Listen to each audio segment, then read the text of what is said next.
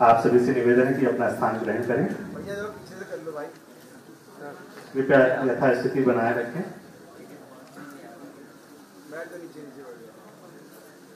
सबसे पहले मैं अतिथि को स्वागत करता हूँ स्टेज पे। मैं चाहता हूँ कि अब माल्यार्पण के लिए उदय जी के लिए अमित शुक्ला जी, जो कि एक प्रख्यात युवा अंतर्राष्ट्रीय व्यवसायी हैं और समाज सेवी हैं, उनको मैं मंच पे आमंत्रित करता हूं कि वो पहले आए और उदय जी का माल्यार्पण कर उनका स्वागत करें।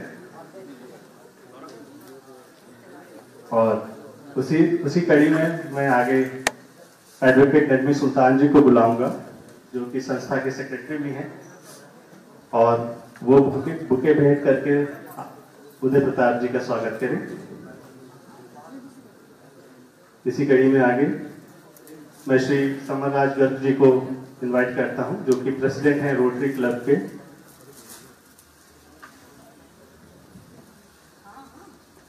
गवर्नर है रोटरी क्लब के।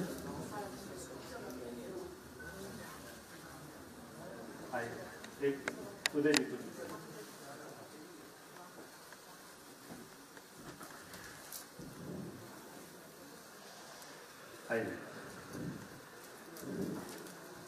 समरराज जी से निवेदन है कि वो स्टेज के पास आए और आप उदय जी को दुपट्टा भेंट करें।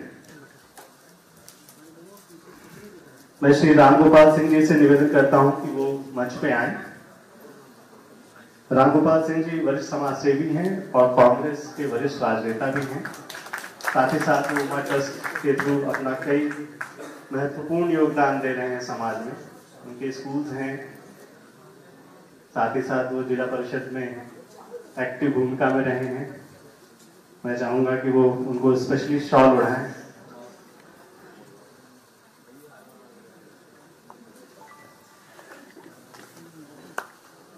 मैं अब स्वामी जी से निवेदन करूंगा कि वो उदय जी को मोमेंटो भेंट करें, जो कि आज उनके 75वीं मंची कविता पाठ पे एक स्पेशली बनाया गया है।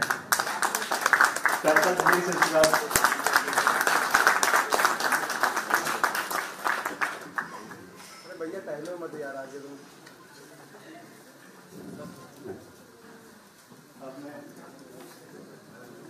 अखिलेश जी के लिए, क्योंकि अब उनका स्वागत होना है, तो मैं साकिब भारत, जो कि अध्यक्ष हैं हम भारत है अभियान के लिए और साथ ही ब्रांड एम्बेसडर हैं स्वच्छ भारत मिशन के। साकिब भारत, ये नाम आपको अजीब लगेगा, इसलिए अजीब लगेगा क्योंकि उन्होंने अपना सरनेम भारत रख दिया है। वो जाति पाति को छोड़ के उन्होंने भारत को अपनाया, जिससे कि देश में जातिवाद व्यवस्था को थोड़ा सा कम किया जाए और लोग इससे ऊपर उठ के समाज को देखें।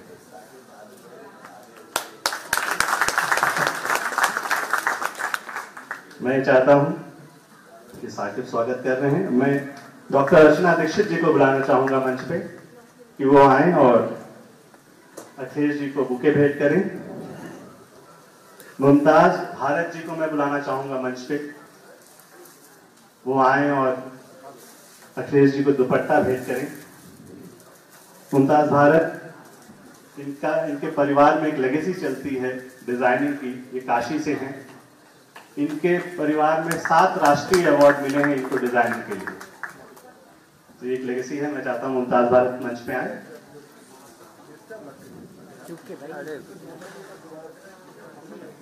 मैं चाहूंगा श्री आनंद सिंह जी मंच पे आए और अखिलेश जी को एक शॉल गिफ्ट करें। आनंद सिंह जी एक प्रतिष्ठित व्यवसायी होने के साथ साथ समाज में अपने निजी प्रयासों से हमेशा समाज का भला करने के लिए सहयोग करते रहते हैं।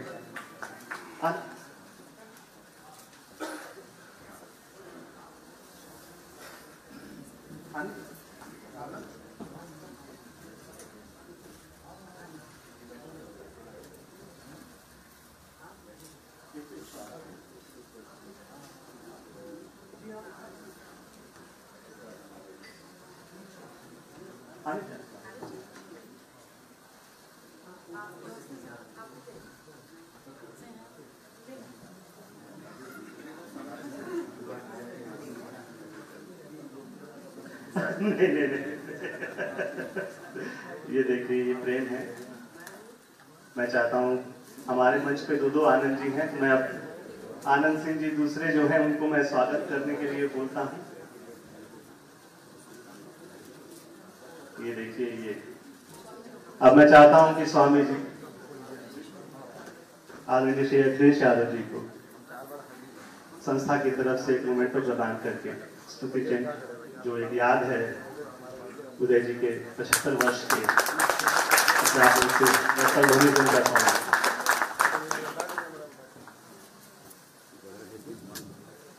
अब एक विशेष माला यहाँ पे है जो मैं चाहता हूं कि साकिब भारत और अल फहद लेके आए मंच पे और आदरणीय अखिलेश जी का, उदय प्रताप सिंह जी का सम्मान करें।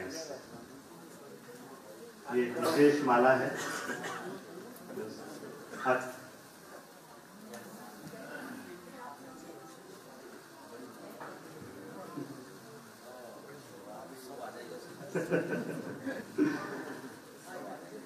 ये फूलों का हार,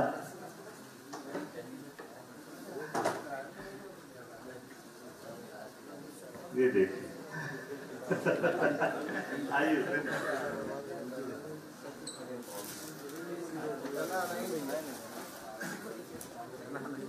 ये देखिए, मैं चाहता हूं आप लोग सभी लोग एक बार ये तस्वीर हो जाए, यादगार पल है ये जिसमें इतने लोग एक साथ, वजन इतना ज्यादा है माला।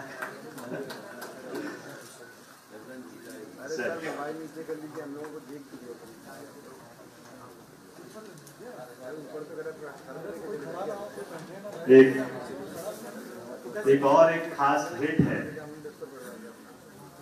जो आदरणीय अखिलेश जी के लिए है। एक खास पेंटिंग जो श्रीमती अनीता नारायण जी लेके आए हैं उनके लिए, जो खुद एक प्रतिष्ठित चित्रकार हैं और एक समाजसेवी हैं। मैं चाहता हूं कि वो मंच पे आए और अपनी ये पेंटिंग उनको गिफ्ट करें। अनीता नारायण जी कृपया मंच पे आए।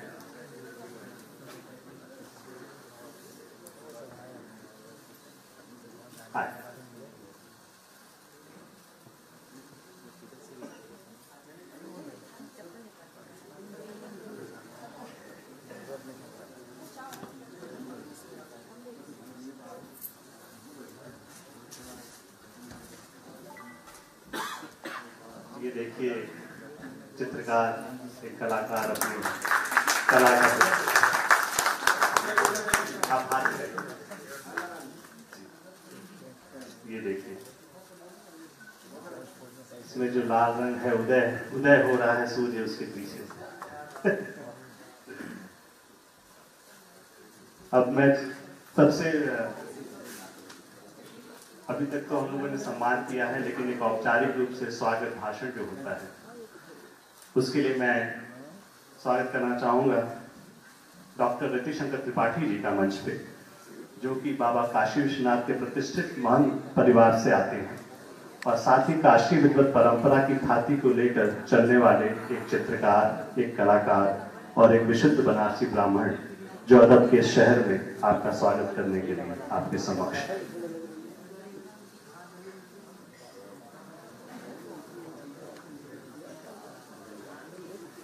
बहुत बहुत धन्यवाद। अवसर बड़ा ही आह्लादित करने वाला और उससे ज्यादा आह्लादित हमें स्वयं को कर रहा है। आज हिंदी दिवस है और आज हिंदी दिवस के दिन हिंदी के प्रख्यात लेखक, यहाँ पर लिखा हुआ है संस्कृति पुरुष, जो गलती से लेखक ने हमारे ख्याल से लिख दिया है। आप वर्तमान समय में हिंदी के युग पुरुष हैं। आपने युग बिता दिए और इतनी अच्छी भाषा जिसको हिंदी को पकड़ करके रखा, वह हिंदी जो हिंदुस्तान के मस्तक की बिंदी है। अगर एक छोटी सी बिंदी चिंता में हटा दी जाए तो वो चिंता बिंदी के हटते ही चिता बन जाती है। एक जीवन भर जलाती है और एक मृत्यु के बाद जलाती है। एक छोटी सी बिंदी हिंदी पर लग करके मस्तक पर सज जाती है। उस हिंदी की थाती को पकड़ करके हिंदी की भाषा में जिस व्यक्ति ने अपने जीवन का संपूर्ण न्यौछावर कर दिया, आज ऐसे महान व्यक्तित्व का स्वागत करने का हमें अवसर मिला है। हम अत्यंत आह्लादित होकर के आग्रह सादर पूर्वक आप सभी की तरफ से आदरणीय उदय प्रताप सिंह जी का बहुत ही हार्दिक स्वागत करते हैं।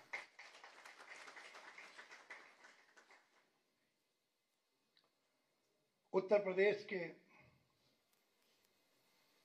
यशस्वी मुख्यमंत्री माननीय अखिलेश यादव जी, आप बहुत सारे लोग हमारे शब्द पर हिलडुल रहे होंगे, लेकिन ये भविष्य है और वर्तमान ये कि पूर्व में वक्त को पैर नहीं होते, वक्त को पैर नहीं होते, मगर गुजरे हुए वक्त के पैरों के निशान हमेशा दिखाई देते हैं। उत्तर प्रदेश के अंदर, उत्तर प्रदेश की मर्यादा और यहाँ के रहनुमाओं के लिए, विभिन्न क्षेत्रों के लिए, हर बोली भाषा और क्षेत्र में, पहाड़ी इलाके का हो, तराई का हो, शहर के अंदर रहने वाला हो, हर व्यक्ति के पास व्यक्तिगत पहुंच करके उसके दर्द को हृदय में अपना दर्द समझ करके महसूस करने वाला व्यक्ति, जिन्होंने कभी अपने आप को और अपने सुख को नहीं देखा और दूसरे के ही सुख में और दूसरे की व्यवस्था में लगे रहे। हमने तो देखा है, आप कहते हैं, लोग कह रहे हैं, लेकिन जितने भी उद्घाटित वस्तुएं हुई हैं, व्यवस्थाएं हुई हैं, वो सब आप ही के द्वारा कार्यकृत की गई हैं और सबको जनमानस को पता है और सत्य सामने आने वाला है। ऐसे ऊर्जावान व्यक्तित्व के धनी माननीय अखिलेश जी को अपने बीच में पाकर के हम बहुत ही गौरव का अनुभव कर रहे हैं और बहुत हृदय के अंतःकरण से आपका हार्दिक स्वागत करते हैं। मंच पर स्वामी उमा जी हमेशा मुस्कुराते रहते हैं, प्रसन्न चित्त रहते हैं और दूसरों को भी ये संदेश देते हैं कि हमेशा मुस्कुराते रहिए, हमेशा प्रसन्न रहिए। आज जिस किताब का लोकार्पण है, विमोचन किया जाएगा, उसको माननीय उदय जी ने लिखा है, हिंदुस्तान सबका है।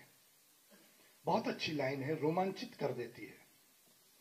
न तेरा है न मेरा है, ये हिंदुस्तान सबका है। ये बात नहीं समझे तो इस नासमझी में नुकसान सबका है। आज समझ लेना है कि ये हिंदुस्तान सबका है, किसी एक का नहीं है। जो नारा है वो सबके लिए है। उस किताब के पुस्तक का आपने माननीय उदय जी के साथ मिलकर के,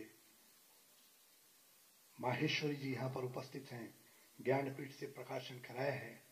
हम उनका भी बहुत स्वागत करते हैं, चूंकि उन्हीं के झंडे के नीचे हम खड़े हैं। और यहाँ पर उपस्थित प्रत्येक व्यक्ति एक एक संस्थान है अपने आप में। आप जितने भी लोग यहाँ पर उपस्थित हैं, आप सबका बहुत बहुत स्वागत और अभिनंदन करता हूँ। मेरे बोलने में अगर कोई त्रुटि रह गई तो सबसे छोटा समझ के क्षमा करिएगा। एक छोटा सा शेर बोलता हूँ। वक्त ही बेवक्त वक्त बदल देता है, वक्त ही तख्त और ताज बदल देता है, और वक्त ने बनाया इंसान को, ये इंसान वक्त बदल देता है। बहुत जल्द वक्त को बदलते आप देखेंगे। बहुत बहुत धन्यवाद, प्रणाम।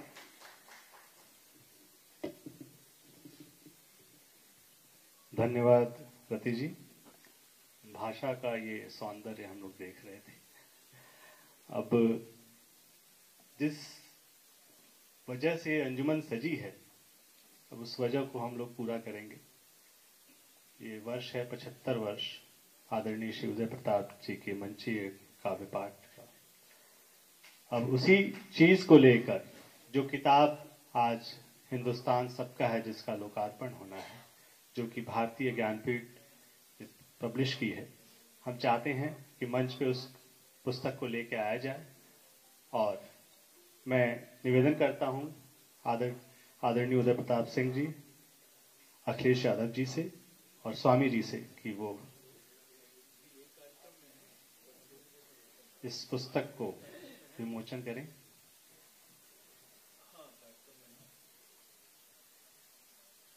ये एक व्यक्ति की जीवन की थाती है, ये उनके जीवन का विचार है।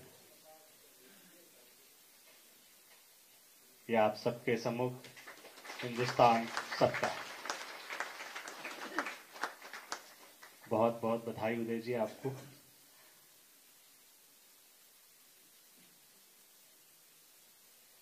आप सबसे निवेदन है कि ये किताब हिंदुस्तान के घर घर में पहुंचनी चाहिए। अब इस विमोचन के बाद मैं इस किताब की जो भूमिका है, किताब बनने का एक सफर, एक व्यक्ति के बनने का एक सफर, और जो विषय है आज का एक जनवादी साहित्य और लोकतंत्र, इस विषय पर बोलने के लिए मैं उस शख्सियत को बुलाना चाहता हूं जिससे मेरा राब्ता लगभग 18 वर्ष पूर्व काशी में हुआ और उनका सानिध्य, उनका आशीर्वाद मुझे लगातार मिल रहा है। एक ऐसी शख्सियत जो अपने आप में पूरा हिंदुस्तान है। ये मैं नहीं, ये उदय जी का भी कथन है। मैं चाहता हूं कि हमारे बीच में स्वामी उमा दर्ग, जो मेरे गुरु भी हैं, मैं उनको मंच पे करबद्ध निवेदन करता हूं कि वो आए और इस विषय पे एक प्रस्तावना दें।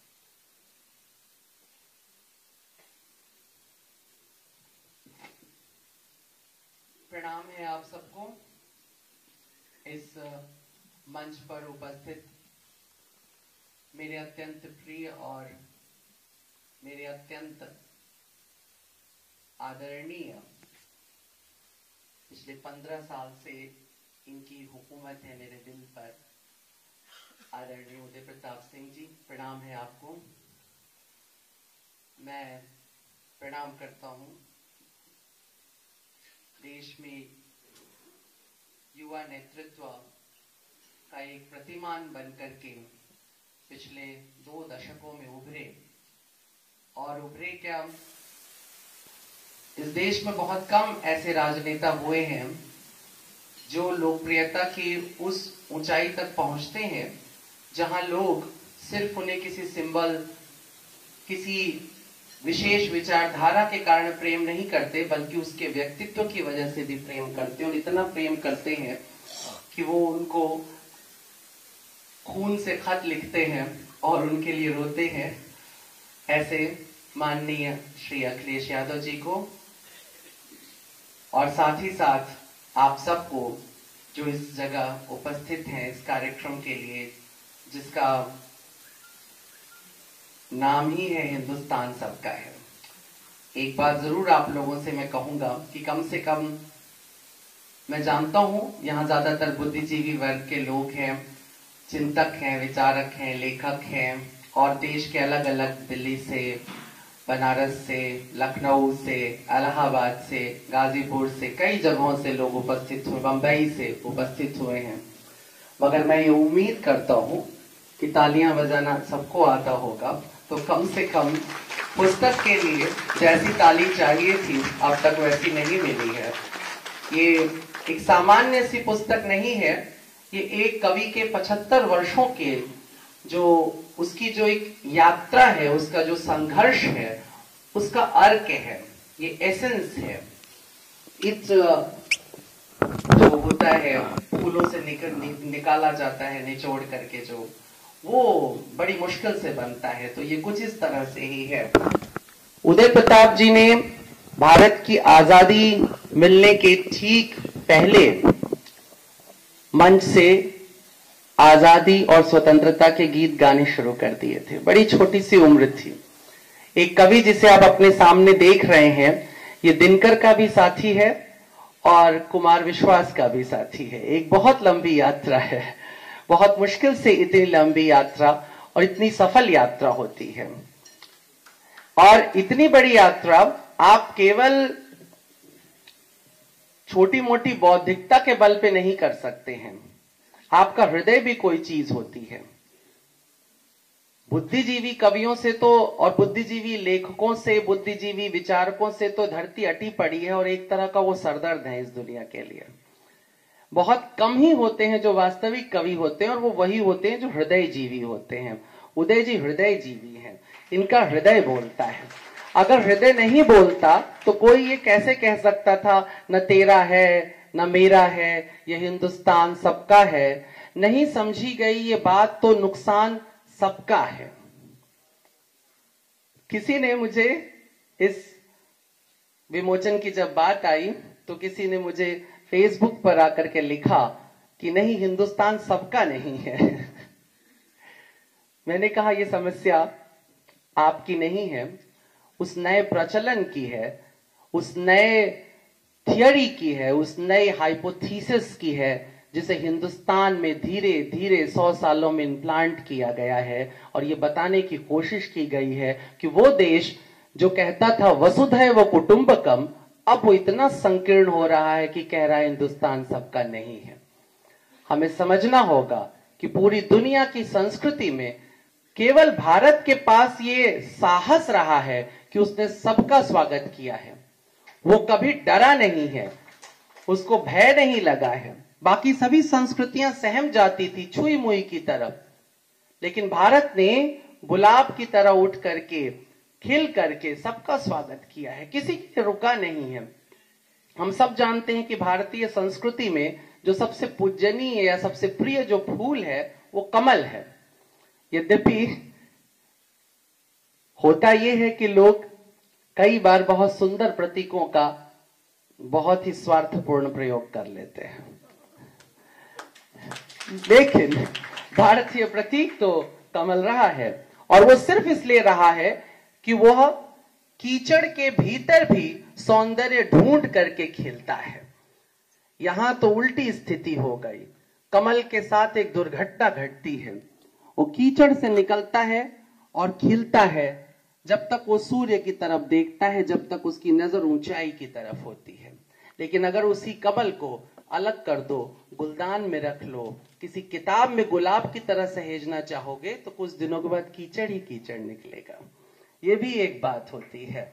तो जिन लोगों ने कमल को बपौती की तरह समझने की कोशिश कर ली है, याद रखिएगा इतिहास में वो कीचड़ छोड़ करके जाएंगे और कुछ भी नहीं।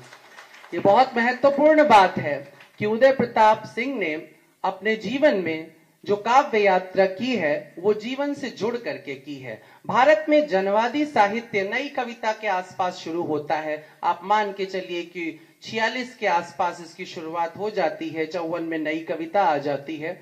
यहाँ आनंद सिंह जी बैठे आलोचक, बाद में मेरी आलोचना करेंगे। लेकिन जहां तक मुझे लगता है कि 67 के आसपास प्रगतिशील जो जनवादी कविता है इसका एक बड़ा उदय होता है। लेकिन वास्तव में इसका विस्तार 75 के बाद होता है, जब आपातकाल लग जाता है। आपातकाल लग जाने के बाद वो एक स्वप्न जो भारतीयों का है वो टूट जाता है, बिखर जाता है। एक ऐसा समय जब साहित्यकारों को और सोचने वालों को यह लगा कि हमने किसके लिए स्वतंत्रता मांगी थी, कौन सी स्वतंत्रता मांगी थी, हमारे मतदान किसके लिए थे, हम वोट क्यों डालते हैं। हम क्या वोट इसलिए डालते हैं ताकि हमने जिसको वोट डाला है उसका झंडा हम उठाए अपने सर पे घूमते रहे और एक दिन वो कफन की तरह हमारे बदन पर लिपट जाए, या हम वोट इसलिए डालते हैं कि हमने जिसका झंडा उठाया था वो हमारा पैराहन बने, हमारा दामन बने, हमारे ऊपर एक शरणस्थली बने। ये बात बहुत महत्वपूर्ण थी। आपातकाल ने एक झटका दिया, चोट लगी, और उस वक्त जो चिंतक थे, विचारक थे, उन सब ने एक स्वर में आर्तनाद करते हुए कहिए या क्रांति का उद्घोष करते हुए कहिए, एक स्वर में उस समय दुष्यंत कुमार बोल पड़े थे कि मत कहो आकाश पर कोहरा घना है, ये किसी की व्यक्तिगत आलोचना है। उस समय दुष्यंत ने कह दिया था कि एक गुड़िया की कई कठपुतलियों में जान है। ये तमाशा देखकर शायर बहुत हैरान है, अभी गुड़िया की जगह गुड्डा आ गया है, लेकिन तमाशा वही चल रहा है जैसे का तैसे।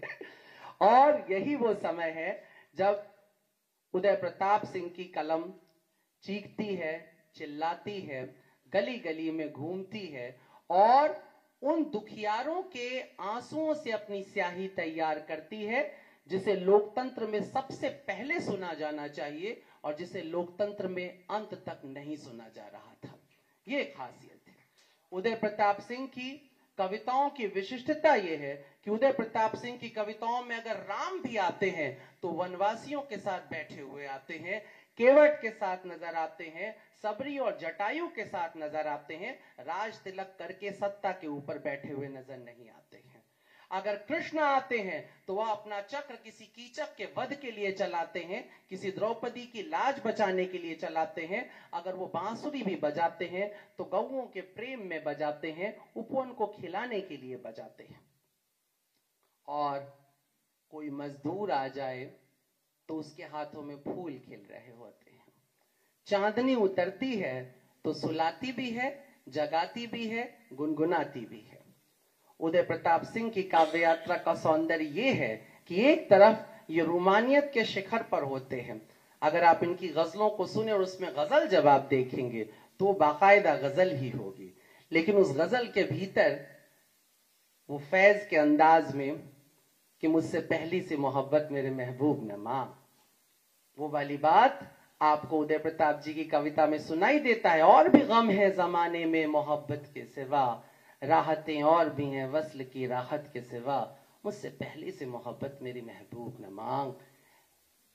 मैंने चाहा था कि तू है, मैंने सोचा था कि तू है तो दरख्शां है हयात, तेरा गम है तो गमे दहर का झगड़ा क्या है, तेरे होने से है आंखों में बहारों के सबात, तेरी आंखों के सिवा दुनिया में रखा क्या है। तू जो मिल जाए तो तकदीर निगूं हो जाए, यूं न था मैंने फकत चाहा था यूं हो जाए। ये वाली बात मैं इसलिए जिक्र कर रहा हूं कि उदय प्रताप सिंह जी की गजलों को पढ़ते पढ़ते अचानक आपको चोट लग जाती है। बात होती है महबूब की और पहुंच जाती है किसी गरीब की झोपड़ी में। इनका 2 शेर चलेगा महबूब का हाथ पकड़े पकड़े, और उसके बाद जो 4 शेर चलेंगे वो किसी गरीब की टोकरी उठाए चलेंगे, किसी लकड़हारे की लकड़ी उठाए चलेंगे और किसी सरमायादार के घर में विचारों का बारूद लगाते हुए मिलेंगे। ये एक ऐसा क्रांतिकारी है जो मुस्कुरा करके बम चलाता है। गुलजार कहता था लोग गुस्से में बम नहीं बनते। मैं कहता हूं उदय जी को देखो, ये इंसान ऐसा है जो हमेशा बम ही है, मगर वो बम भोले वाला बम है। जब वो अपनी कलम उठाता है तो उसमें एक ऐसा तांडव रचता है जिसके अंदर हर एक अहंकारी का सर झुक जाता है। ये हम एक ऐसे समय से गुजर रहे हैं जब लोग आह भरने में भी डरते हैं। हम आह भी भरते हैं तो हो जाते हैं बदनाम, तुम कत्ल भी करते हो तो चर्चा नहीं होता। हम एक ऐसे दौर में चल रहे हैं। लेकिन अगर आप उदय जी के फेसबुक पर टहलते हैं तो आपको इस 90 वर्ष के जवान को देख करके अपनी जवानी पे थोड़ी देर की लज्जा आएगी कि आपको टाइप करते हुए उंगलियां कांपती हैं जबकि आप दुख और समस्याओं में घिरे हैं। लेकिन ये 90 वर्ष का नौजवान विगत जितने वर्षों से फेसबुक चला रहा है, सरकार चाहे अखिलेश जी की हो, किसी की हो, समस्या अगर आई तो उदय जी के फेसबुक पर वो आ जाएगी। और पिछले 5 वर्षों से इनके फेसबुक पर आप गुजरिए, क्रांति का झंडा लहराता नजर आएगा। लाल झंडा क्रांति का प्रतीक है और भारत में वैदिक काल से लाल रंग ही हमेशा शुभ और वैदिक रूप से क्रांति करने के लिए माना गया है। मैं इसको दोहरा दूं, योद्धा लाल रंग का झंडा लेकर के निकला करते थे, भगवा झंडे के साथ तो कुछ एक शताब्दियों के पीछे से ही आना शुरू किए हैं। उसके पहले तक हमेशा भारत ने लाल झंडा उठाया है। ये रक्त का प्रतीक है और इस 90 वर्ष के नौजवान के शरीर में रक्त दौड़ता है पूरी तरह से शरार बनकर। गालिब ने कहा था, गालिब का एक शेर है,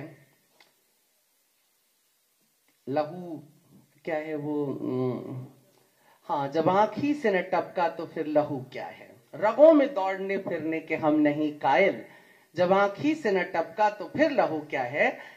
आप सुनिए जरा सा, बड़ा अच्छा याद दिला दिया आपने। इसलिए मैं कह रहा हूं लोग ये ना समझ लें कि मैं किसी के खिलाफ बोल रहा हूं, क्योंकि मत कहो आकाश में कोहरा गाना है, लेकिन बड़ा अच्छा है, कितना मौके का शेर है ये पूरी गजल की। हर एक बात पे कहते हो तुम कि तू क्या है, तुम ही कहो कि ये अंदाज़े गुफ्तगू क्या है। ये अंदाज चल रहा है इस वक्त देश में, और ऐसे में मैं कह रहा हूं कि उदय प्रताप सिंह जी की कविताओं में, इनकी लेखनी में, छोटी छोटी कुंडलियों में जो लिखते हैं उसके अंदर आप देखिए छोटे छोटे से दोहों में वो लहू टपक करके कलम से बाहर आता है। और यकीन करिए उदय प्रताप जी एक बहुत ही आरामदेह, आनंद की और सुकून की जिंदगी जीते हैं, बड़े आराम से, लेकिन एक क्षण का इनको आराम नहीं है। इस अवस्था में भी वो लगातार बेचैन है, संघर्षरत हैं, जो पिछड़े हुए हैं, जो अब तक वहां नहीं पहुंचे जहां होना चाहिए, ये गरीब के लिए रो रहे हैं। ये हर एक उस दुखियारे के साथ है जिसे इस देश में दुखियारा नहीं होना चाहिए। इसलिए मैंने इस पुस्तक की भूमिका लिखने का जो मुझे सौभाग्य मिला, उस भूमिका में मैंने ये बात कही है कि यूं तो हर एक कवि चाहता है कि उसकी कविताएं कालजयी हो जाएं, लेकिन एक वास्तविक जनवादी कवि जैसा कि उदय प्रताप सिंह हैं, कवि धूमिल रहे हैं, नागार्जुन रहे हैं, मुक्तिबोध, ये सब कभी नहीं चाहते हैं कि इनकी कविताएं कालातीत हो। ये हमेशा चाहते हैं कि इनकी कविताएं काल कल्पित हो जाएं। वो सब कविताएं जिसमें जनता का दुख है, पीड़ा है, और बचे तो केवल चांदनी की कविता, बचे तो केवल फूल की कविता। उदय प्रताप सिंह जी, आपके जीवन के 75 साल एक अद्भुत और विराट व्यक्तित्व को देखिए। आपको ये जानकर हैरानी होगी कि उदय प्रताप सिंह जी ने कविताओं को कभी कागज और कलम लेकर के नहीं लिखा है। हजारों कविताएं और हजारों गजलें मिला करके सब कुछ उदय जी के जहन में है। अगर आप यकीन न करें तो इस किताब को खरीदें, कृपया खरीदें, ये बहुत जरूरी है। इस पुस्तक को खरीदिए और उसका कोई भी एक मिसरा सुना दीजिए, पूरी गजल आपको उदय प्रताप जी सुना देंगे। ये इतना मेधावी व्यक्तित्व जिसने अद्भुत तरीके से अध्यापन किया, राज्यसभा में रहे, संसद में रहे, हिंदी की अभूतपूर्व सेवा की, ऐसी सेवा जिससे इनके विपक्षी दल के लोग भी हमेशा मुतमईन रहे। नेताजी मुलायम सिंह यादव के साथ मिलकर के इन्होंने जितना हिंदी साहित्य और संस्कृति के लिए उत्थान का कार्य शुरू किया, और पिछली सरकार में मैं दावे से कहता हूं कि अखिलेश जी ने जितना हिंदी साहित्य, उर्दू साहित्य, हिंदुस्तानी साहित्य के लिए जितना दिल खोल कर खर्च किया और लोगों को प्रोत्साहित किया, पूरे भारत के सभी स्टेट मिलकर भी उतना नहीं कर सके। हमें इसके लिए कृतज्ञ होना चाहिए। यश भारती जैसा एक पुरस्कार जो लगातार समाजवादी पार्टी और उनकी सरकार बनने पर देते रहे हैं, इसे पिछली सरकार ने भी बंद किया, इस सरकार ने भी उस पर क्वेश्चन उठा के बंद किया। समझ में नहीं आता है कि आखिर क्यों। बहुत से कारण हो सकते हैं, मगर एक महत्वपूर्ण कारण जो मुझे लगता है वो ये कि तानाशाह नहीं चाहते हैं कि बुद्धिजीवियों की आवाज उठे, तानाशाह नहीं चाहते हैं कि सुंदर बात होती रहे, वो हमेशा चाहते हैं कि केवल बात का दोहराव हो। तो उदय प्रताप सिंह जी की ये 75 साल की जो एक काव्य यात्रा है और 90-91 साल की अब जीवन यात्रा है, इन सब के बीच में क्रांति के और सौंदर्य के अनेक पड़ाव हैं, बने रहे हैं। और हम सब ये चाहेंगे कि इनकी कविताएं, जो सुंदर कविताएं हैं, वह तो अगले 60,000 सालों तक जीवित रहें, लेकिन वह कविताएं जो इन्होंने वेदना में तड़प करके लिखी हैं, कोशिश हो कि हम 7 महीनों के बाद ही उसका अंत देखना शुरू कर लें। ये बहुत ही महत्वपूर्ण है और हम सबके जीवन के लिए बहुत महत्वपूर्ण क्षण है कि एक पुस्तक हमारे हाथ आई है जिसका नाम है हिंदुस्तान सबका है। और मैं विशेष करके सभी से कहूंगा, और मैं अखिलेश जी से विशेष रूप से ये प्रार्थना करता हूं कि आप इस पुस्तक के लिए जरूर ट्वीट भी करें, लिखें भी, और अपने दल के प्रत्येक जो नए जुड़ रहे हैं उनको कहिए कि वो पुस्तक पढ़ें। इसे समाजवादी पार्टी के दास कैपिटल की तरह रखिए, क्योंकि समाजवाद एक थोथा शब्द नहीं है, ये संवेदनाओं से पैदा होता है। अगर आपके हृदय में कोमलता नहीं है, संवेदना नहीं है, निरअहंकारिता नहीं है, तो समाजवाद का जन्म नहीं हो सकता। और उदय जी की कविताएं उस समाजवाद को पैदा करती हैं, उस समाजवाद को जो मनुष्य की संवेदना से आता है। और समाजवाद भले ही एक नई फिलॉसफी हो पॉलिटिक्स में और समाजशास्त्र में, लेकिन भारत में नई फिलॉसफी नहीं है। ये ऋग्वेद के ऋषियों के पास भी रही है। ये वाल्मीकि की आंखों से भी टपक रहा था जब एक क्रौंच और क्रौंची में से जोड़े में से एक जब गिरता है आखेटक के बाण से और पूरी रामायण फूट पड़ती है, तो वो भी समाजवाद था। जब गीता में कृष्ण खड़े होकर के कहते हैं कि तुम्हें अन्याय के विरुद्ध लड़ना है, स्वयं के लिए नहीं, तब भी समाजवाद था। महाभारत समाजवाद से बनी है, रामायण समाजवाद से बनी है। प्रत्येक स्थान जिसे हम शास्त्र कहते हैं समाजवाद से बना है। और कविता के बारे में मैं बस 2 लाइन और आखिरी में कहना चाहूंगा कि कवि जो होता है उसकी यात्रा संसार में व्यापक होती है। जो कवि आंतरिक यात्रा पर निकल जाता है, भीतर के संसार की यात्रा पर निकल जाता है, वो शास्त्र रचता है। और जो कवि बाहर के संसार की यात्रा पर निकलता है, वो शस्त्र रचता है। एक ऐसा शस्त्र जो प्रत्येक सामाजिक बुराई को काट कर, जलाकर और उखाड़ कर फेंक दे। और ऐसा ही एक शस्त्र है उदय प्रताप जी की कविताओं का संग्रह हिंदुस्तान सबका है। मैं चाहूंगा ये हिंदुस्तान सबका है सारे हिंदुस्तान में हो, सबके हाथ में हो। आप सभी से पढ़ें और वो हिंदुस्तान बनाएं जिसकी परिकल्पना करते हुए और जिसके इतिहास की गाथा को समेटते हुए कहते हैं उदय जी कि यहाँ पर मिल गई नदियां वो दिखलाई नहीं देती, महासागर बनाने में मगर एहसान सबका है। न तेरा है न मेरा है, ये हिंदुस्तान सबका है। नहीं समझी गई ये बात तो नुकसान सबका है। प्रणाम। धन्यवाद स्वामी जी। हम अभी सब, मुझे लगता है, यहाँ अभिभूत हुए और एक ऐसी शख्सियत के बारे में इतने सारगर्भित तरीके से जान पाए कि उनकी जीवन यात्रा क्या थी। अब मैं मुख्य वक्तव्य के लिए माननीय श्री अखिलेश यादव जी, जो राष्ट्रीय अध्यक्ष हैं समाजवादी पार्टी के, उनको इनवाइट करता हूं मंच पे कि वो आए और अपना वक्तव्य दें।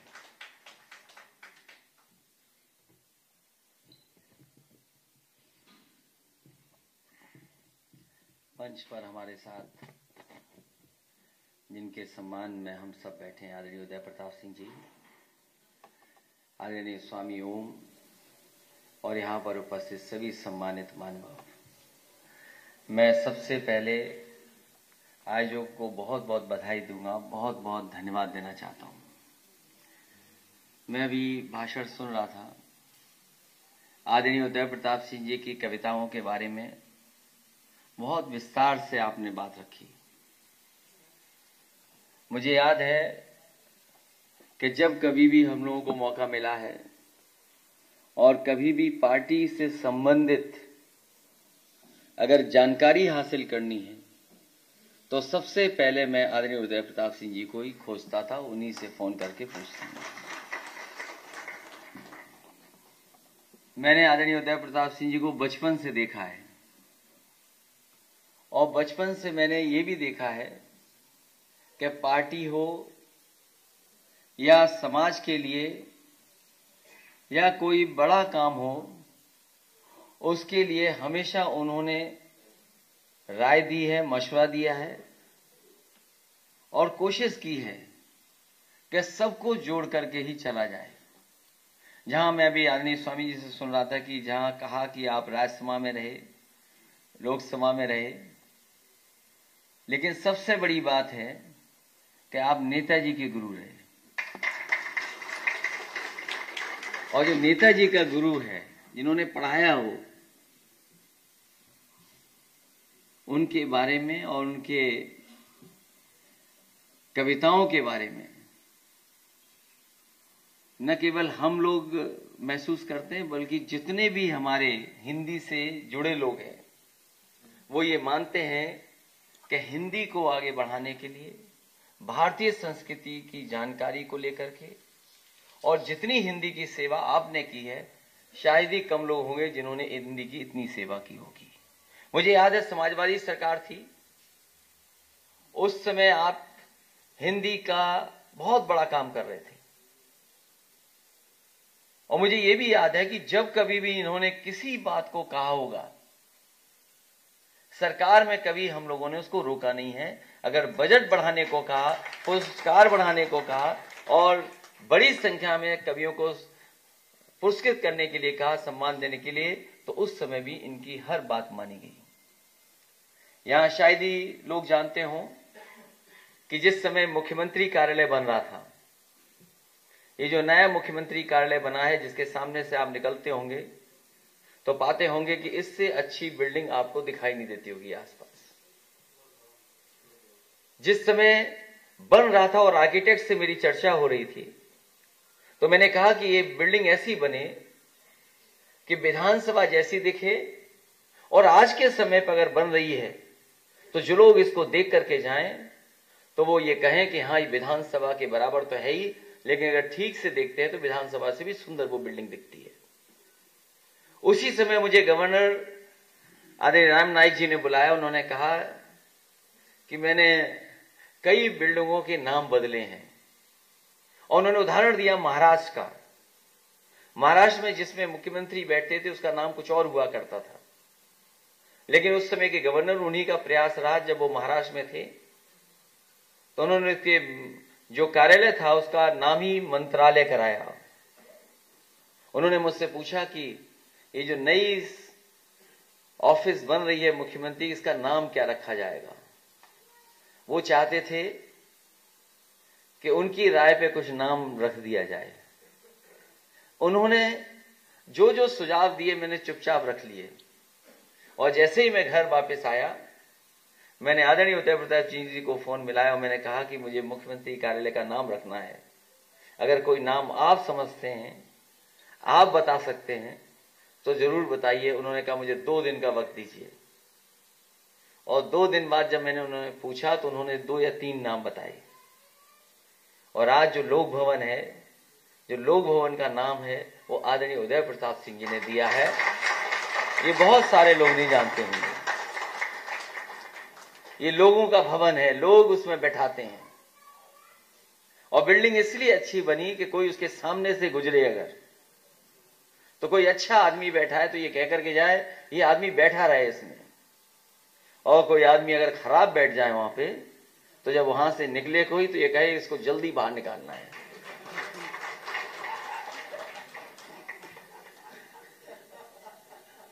मुझे याद है कि समाजवादी पार्टी का गाना, जो समाजवादी झंडा है, आप ही ने लिखा है। नेताजी ने आपसे ही लिखवाया। वो आज भी समाजवादी लोग उस गाने को गाते हैं, सुनते हैं, और सम्मान से जब कभी भी गाना बजता है तो हम लोग खड़े हो जाते हैं। जब पिछली बार नेताजी का चुनाव था तो मैंने सोचा कि एक बहुत अच्छा गाना लिखवाया जाए, और उसके लिए मैं आदरणीय उदय प्रताप सिंह जी के पास गया, भेजा मैंने कि कोई गाना ऐसा लिखिए जो लगे कि हाँ वो नेताजी का गाना है। मुझे एक धुन पसंद थी, क्योंकि मैंने वो गाना कई बार सुना था। जो अंग्रेजी के गाने सुनते होंगे वो जानते होंगे। एक बहुत ही फेमस गाना हुआ है, we didn't start the fire. वो ग्रैमी अवार्ड का उसको हासिल है, ग्रैमी अवार्ड हासिल है, उसके सिंगर को हासिल है। बहुत पुराना गाना है। वो गाना मुझे स्कूल कॉलेज में पसंद था, इसलिए मैंने उस गाने की तर्ज पर हिंदी में गाने बनाने का काम चाहता था करूं।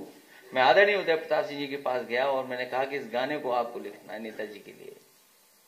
अगर आप सुनोगे उसको, मुझे नहीं लगता कि कोई उस गाने को उस तरीके से लिख सकता था जैसा अंग्रेजी का गाना दिखता है, और हिंदी में जो आपने लिख करके जो हम लोगों ने बना कर दे दिया उसके बाद, वो लगता ही नहीं कि वो अंग्रेजी की गाने की नकल है, लगता ये कि हिंदी गाना ही ओरिजिनल गाना है।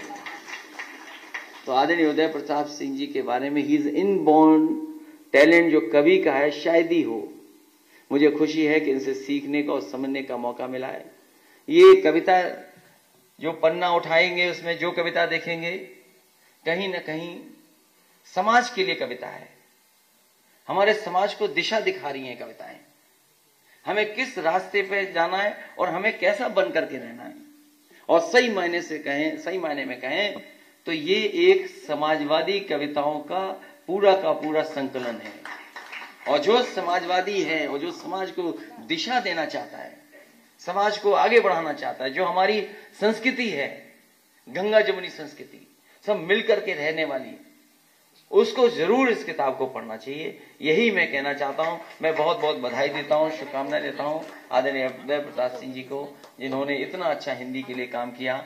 आज हिंदी का विश्व हिंदी दिवस है, आज के दिन इस किताब का विमोचन हुआ है, बहुत खुशी की बात है। मैं तो कहूंगा कि ज्यादा से ज्यादा लोग इसको पढ़ें, और जो जरूरत है आज समाज को, ऐसी जरूरत है, इन्हीं चीजों की जरूरत है, क्योंकि हमारा देश एक रंगी देश नहीं है, एक रंगी नहीं हो सकता। यहां सबने मिलकर के बनाया है, सबकी हिस्सेदारी है। और जहां तक सम्मान देने की बात है, उन्हें यह भी लगता है कि समाजवादियों ने सम्मान दिया था, ये इसलिए यशवार्थी खत्म कर दिया। और समाजवादी भी ये समझते कि हमारा शब्द है, ये हमारा शब्द नहीं है, ये संविधान में दी हुई व्यवस्था है कि हमें समाजवादी बन करके रहना है। और जितना हम समाजवादी बन के रहेंगे या जितना हम समाजवाद लागू कर देंगे, उतना ही हमारा समाज खुशहाली और तरक्की के रास्ते पर जाएगा, उतना ही हम एक दूसरे का सम्मान करेंगे। बहुत बहुत बधाई, बहुत बहुत धन्यवाद।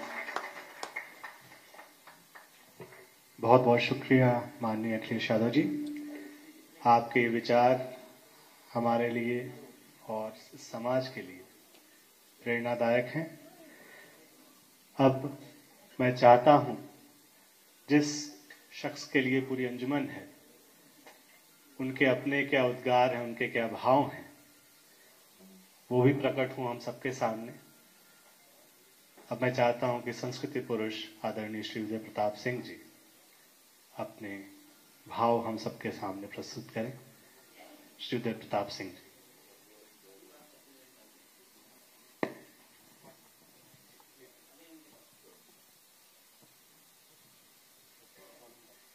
आदरणीय अखिलेश जी, आदरणीय उमा जी, और सामने ये तो अंधेरे में दिखाई पड़ रहा है, राजन जी दिखाई पड़ रहे हैं, मैं उनको प्रणाम करता हूँ। और सब लोगों को जो भी हैं उपस्थित हैं, उन सबका स्वागत करता हूँ, उनका हृदय से धन्यवाद देता हूँ कि उन्होंने हमारे इस पुस्तक के विमोचन के लिए कष्ट किया। सबसे ज़्यादा मैं आभारी हूँ ज्ञानपीठ का और उमा जी की संस्था उमा दी अक्का, कि उन्होंने इतना सुंदर भव्य, जिसकी हम कल्पना भी नहीं। हमें हमारे जिंदगी में बहुत से सम्मान हुए हैं, लेकिन इस सम्मान में एक खास बात यह है कि इसमें मैं सिर्फ मेहमान की तरह आया हूँ। और मुझे ये पता नहीं था कि मैं आपके आने से 2-4 मिनट पहले आया हूँ। मुझे पता था कि आप बिल्कुल समय पे आएंगे आज, इसलिए क्योंकि अखिलेश जी को आज बहुत काम करने हैं, मुझे पता है, और कई व्यवस्थाएं थी, पर मैं जानता था कि जो परंपरा नेताजी की थी कि चाहे वो कहीं लेट हो जाए, किसी साहित्यिक कार्यक्रम में लेट नहीं होते। क्या तो उनका आना लगभग निश्चित था और वो आए निश्चित समय पे। मैं इसके लिए आपका बहुत आभारी हूँ। उमा जी का बहुत आभारी हूँ कि उन्होंने इतना जो वक्तव्य दिया, तो उससे मुझे पता चला कि तो मुझे शीशा देखना चाहिए, ये सब बातें मुझ में हैं कि नहीं है। दूसरी बात यह है कि मैं अरुण महेश्वरी जी का भी बहुत धन्यवाद करता हूँ कि उन्होंने इस किताब को, ईमानदारी की बात यह है कि मेरा कोई योगदान नहीं है, उनका जो उनको कविताएं पसंद आई या उमा जी को पसंद आई, वो उन्होंने सब छाप दी हैं। और वो कविताएं वो हैं, जब मैंने पढ़ा उसे, कि जो मुझे बहुत पसंद है। और मैं अब इससे ज़्यादा कुछ कह नहीं सकता। कविता मैं ज़रूर सुना सकता हूँ। मैं आपको 1-2 ज़्यादा दे दें, क्योंकि मैं जानता हूँ कि अखिलेश जी का समय बहुत कीमती है और मैं उसे नहीं करना, लेकिन मैंने समय के अनुकूल कविता लिखी। स्वागत मैं ये कहना चाहता हूँ कि अगर समय मैंने, हमारी सरकार भी रही होगी, यानी सफाई के मंच पर अगर आदमी ये कविता पढ़ सकता है कि और जबकि सामने सब हमारे ही लोग बैठे थे, हमारी पार्टी के बड़े नेता बैठे थे, अखिलेश जी कोई उस समय बहुत छोटे रहे होंगे। और ये बात है तो पहली बार दूसरी बार जब नेताजी मुख्यमंत्री बने हैं तो मैंने कविता पढ़ी थी कि चमन में कांटों की बदतमीजी का हाल ये है कि कुछ न पूछो, हमारी मानो तुम्हारे ढंग से ये बागबानी नहीं चलेगी। अब ये कविता सब लोग बड़ी तालियां बजी। सफाई के सम्मेलन की खास बात थी कि जनता उठ के खड़ी हो जाती थी। नेताजी ने भी कहा कि ऐसे पढ़ दो, फिर दोबारा जनता सुनना चाहती है। किसी ने मना नहीं किया कभी भी साहित्य। लेकिन मैंने क्यों कहा, मैंने उसमें एक अगला शेर लिखा है, वो समाजवादी पार्टी का शेर है। ये है कि किसी की धरती, किसी की, अभी जो किसान आंदोलन हुआ है उसको सबको समयबद्ध कर दो, सबको संकलित कर दो, तो ये शेर बनेगा कि किसी की धरती, किसी की खेती, किसी की मेहनत, फसल किसी की, जो बाबा आदम से चल रही है वो बेईमानी नहीं चलेगी। ये परिवर्तन समाजवाद ही ला सकता है। अब कोई कहे कि ये समाजवादी कविता है। समाजवाद को, जैसे अभी अखिलेश जी ने कहा कि जो सामाजिक है वो समाजवादी है। हम उमा जी को शुरू में जब हमने पहली बार देखा तो हमें लगे कि ये तो कोई आध्यात्म पुरुष है। जब मुझे पता नहीं क्यों, मैं कर्मकांडी हूं नहीं, मैं तो समाजवादी रहा शुरू से। तो कर्मकांड में मेरा थोड़ा उतना यकीन है कि जो जिसको करना हो करे, हम अपना काम कर रहे हैं। तो उमा जी को हमने, लेकिन जब निकट से देखा तो वो घोर समाजवादी है। उन्होंने एक संस्था चलाई जिसमें सब बच्चों, इनके जितने भी जो सहायक हैं और इनके जो भक्त हैं वो अपने को भारत लिखते हैं, यानी भारत। अब साकिब भारत, अब साकिब भारत सब कुछ करता धरता है। अब ये भारत अगर ये लिख कर सकते हैं तो हम एक शेर लिख देते हैं कि ये एक ही बात है कि न मेरा है न तेरा है, ये हिंदुस्तान सबका है, नहीं समझी गई ये बात तो नुकसान सबका है। मुझे अभी कुछ दिनों पहले एक लखनऊ यूनिवर्सिटी के बड़े प्रोफेसर हैं, नाम मैं उनका नहीं लूंगा, वो कुछ समाजवाद से नाराज थे। उन्होंने कहा कि समाजवाद का संक्षेप में एजेंडा क्या है। तो मैंने कहा जो हिंदुस्तान के प्रियम्बल में जो 4 लाइनें ऊपर की लिखी हैं वही हमारा एजेंडा है, उन्हें पूरा कर दो, हमारा एजेंडा पूरा हो जाएगा। तो मैंने समाजवादी बनके भी कविताएं लिखी हैं, और जब समाजवादी मैं नहीं था, यानी समाजवाद तो 48 के बाद में की कविताएं मान सकते हैं आप। मेरी कविताएं, और मेरा परिचय तो जब समाजवाद से हुआ तब तो नेताजी पहली बार 67 में जब चुनाव लड़े हैं तो मैंने उसमें काम किया, तो वहां से मान लीजिए। लेकिन उससे जो पहले की कविताएं हैं उनमें भी गरीबों का दर्द है, एकता की बात है। तो ये सब बातें हैं। मैं सिर्फ एक इसी जो कविता की 2 वो शेर सुनाई देता हूं। न मेरा है न तेरा है, ये हिंदुस्तान सबका है, नहीं समझी गई ये बात तो नुकसान सबका है। और ये सबसे अहम शेर है। आज के इन लोगों को जानना चाहिए जो कि सरकार में नफरत फैला रहे हैं कि हजारों रास्ते खोजे गए उस तक पहुंचने के। धर्म क्या है? ये अलग अलग रास्ते हैं ईश्वर तक पहुंचे। हजारों रास्ते खोजे गए उस तक पहुंचने के, मगर पहुंचे हुए ये कह गए भगवान सबका है। जो नफरत फैलाए वो समझो भगवान से दूर जा रहे हैं, और जो प्यार फैलाए आपस में वो भगवान के नजदीक जा रहे हैं। याद रखिए, तो जो नफरत फैला रहे हैं वो दूर जा रहे हैं। अगला शेर मैंने लिखा कि हिंदुस्तान की ये तहजीब ये है कि अगर 5 बड़े फिल्मी भजन, आप भजन सेलेक्ट कर लो 5 बड़े, तो वो ज्यादातर लिखे होंगे साहिर ने और गाए होंगे रफी ने और शकील बदारी के होंगे, और उन्हें उनका म्यूजिक नौशाद का म्यूजिक होगा। अब वो अच्छा, एक कमाल ये है कि हमारे बगल में एक बड़े संगीतज्ञ रहते हैं। उन्होंने कहा कि ज्यादातर हमारे उस्ताद जो हैं वो मुसलमान हुए, लेकिन किसी ने राग रागनी का नाम नहीं बदला। अगर आज की सरकार अगर दिमाग गया नहीं उधर, नहीं तो ये राग रागनियों के नाम बदल जाएंगे।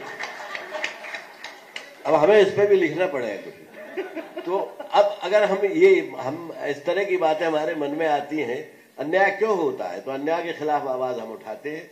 हम किसी की तरफदारी नहीं करते, हम इंसान की तरफदारी करते हैं। जो सब लोग कहते हैं कि जो आखिरी समाज की आखिरी पंक्ति का आखिरी आदमी है उसके लिए कुछ कहो। हमने कभी वियोगी होगा पहला कवि वाले हम कभी नहीं हैं।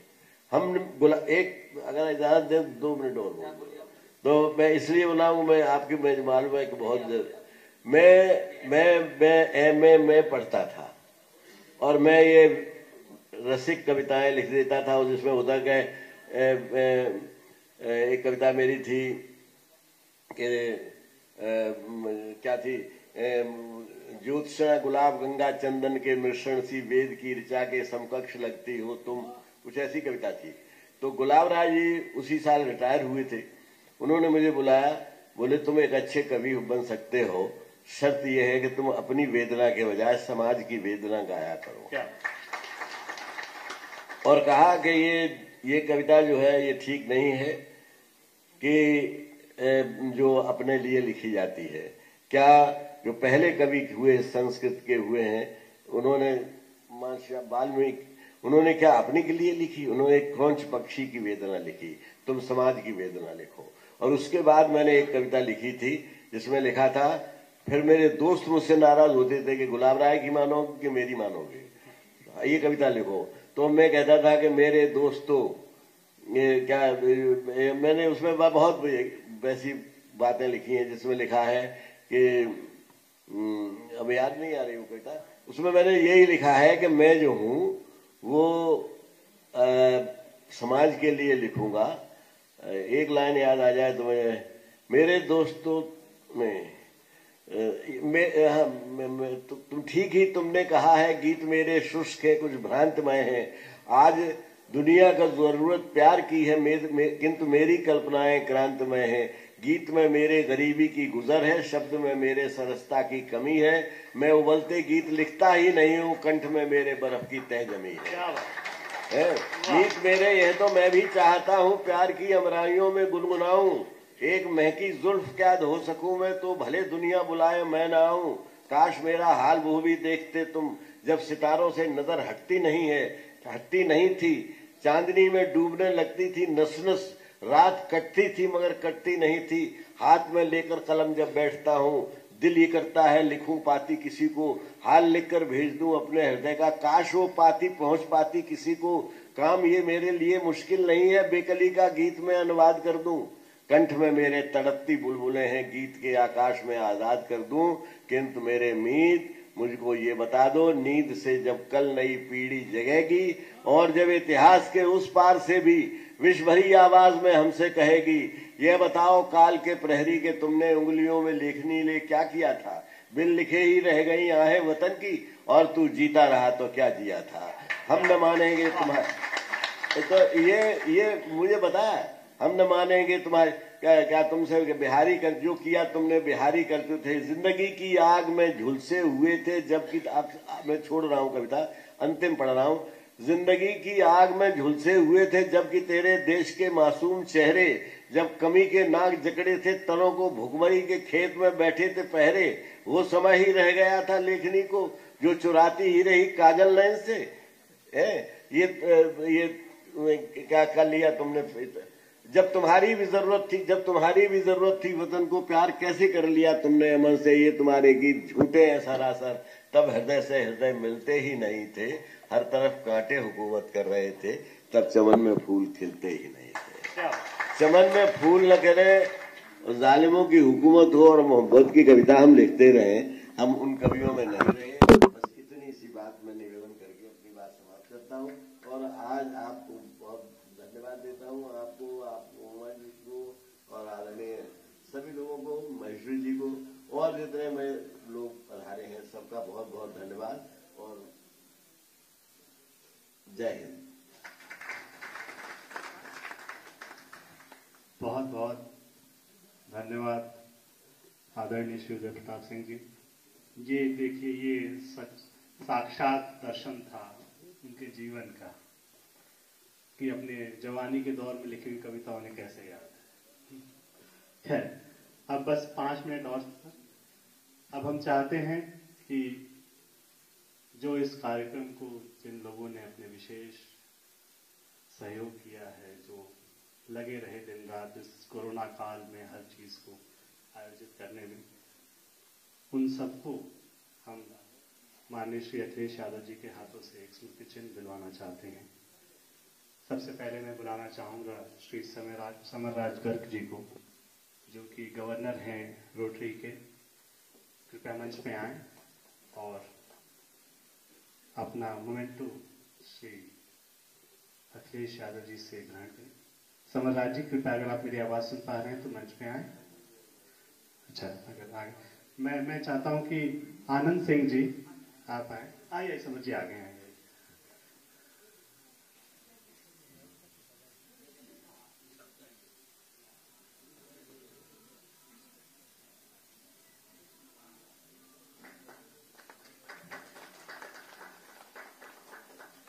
मैं चाहता हूं आनंद जी आए, और आनंद जी लगातार रक्त के साथ जुड़े हुए हैं, और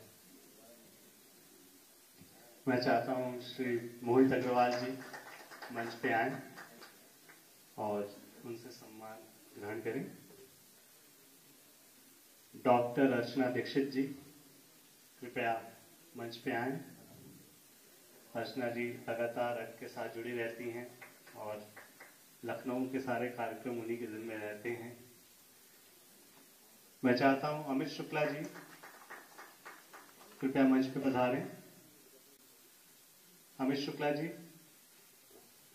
अच्छा, मुमताज भारत जी कृपया मंच पे आए। मुमताज भारत। नजमी सुल्तान जी, जो कि सेक्रेटरी हैं संस्था की, वो भी आए और मंच पर ग्रहण करें। आइए, हमारे बीच में मुमताज भाई भी आ गए हैं।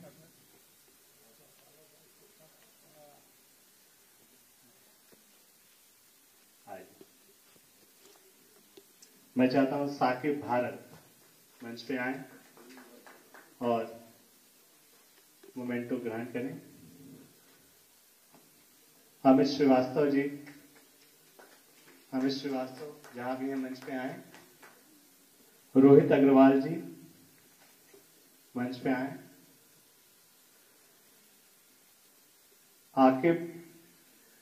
आकिब का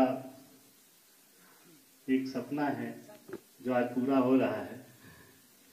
आकिब लगातार संस्था के साथ जुड़े हुए हैं।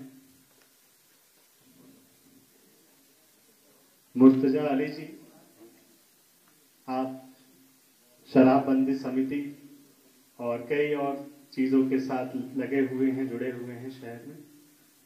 मैं चाहता हूं उनको भी सम्मान हो।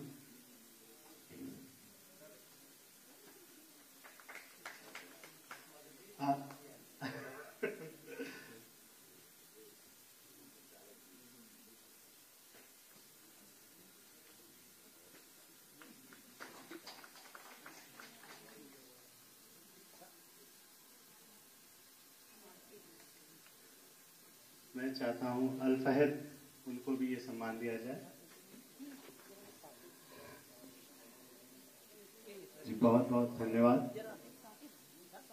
एक विशेष यहाँ पे है, टीम लखनऊ एक यहाँ पर उपस्थित है, जो लगातार कोरोना काल में और कई और एक चाहते हैं, मैं चाहता हूँ कि वो आ जाए मंच पे। उनकी जो टीम है वो एक बार आके एक फोटो सेशन वो चाहते हैं यहाँ पे। आप लगातार पूरे प्रदेश में एक्टिव रहे हैं, और तुरंत आ जाइए, तुरंत 1 मिनट के लिए बस। और इसके बाद मैं अमित शुक्ला जी को निवेदन करता हूँ कि वो तैयार रहें और इस कार्यक्रम की आखिरी कड़ी धन्यवाद ज्ञापित करना है, उस पे वो।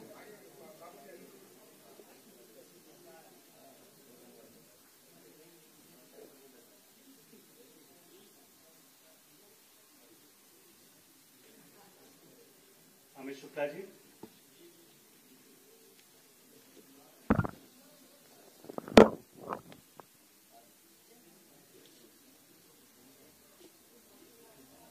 कृपया आप सबसे निवेदन है कि अगर फोटो सेशन हो गया है तो मंच खाली कर दें।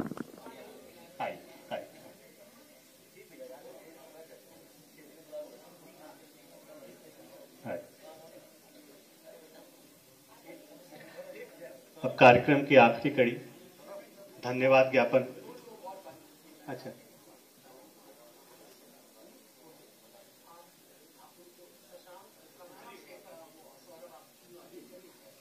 सौरभ और शशांक जी अगर हैं तो आ जाए मंच पे, एक तस्वीर उनकी हो जाए। सौरभ जी आए।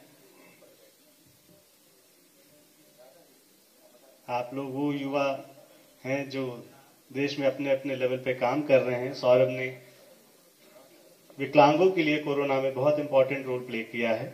उनके लिए सुप्रीम कोर्ट से नया ऑर्डर पास करवाया उनकी सहायता के लिए। खैर, अब हम अमित शुक्ला जी को बुलाना चाहते हैं, मंच पे आए और कार्यक्रम का धन्यवाद ज्ञापन करें।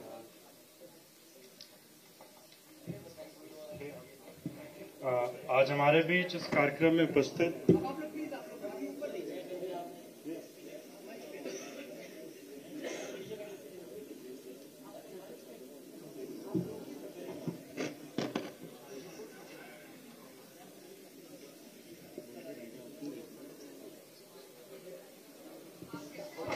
सभी से निवेदन है कि स्टेज से हट जाए, सभी से निवेदन है कि स्टेज से नीचे उतर जाए। आज हमारे बीच इस कार्यक्रम में उपस्थित संस्कृति